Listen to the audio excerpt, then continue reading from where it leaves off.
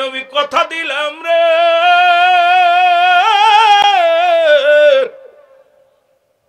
ইয়াউমাল কিয়ামতের ময়দানে আমি নবী তোদের স্বামী স্ত্রী রেখে না নিয়া জান্নাতে যাব না।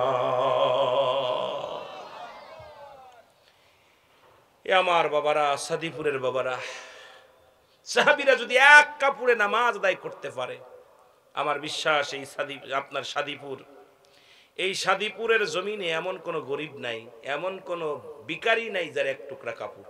প্রত্যেকেরই 4-5টা টুকরা কাপড় আছে। যে ভিক্ষা করে খায় তারও 2-4 টুকরা কাপড় উঠানো আছে মেহমান বাড়ি যাওয়ার জন্য। তাহলে আপনি নামাজের কেমনে আপনি ছাড় পাবেন? কেমনে আপনি নামাজের জন্য ছাড় পাবেন? যুবক শোনা নাও, প্রতিটা নরনারীর উপরে সাবালক সাবালিকার উপরে নামাজ ফরজ।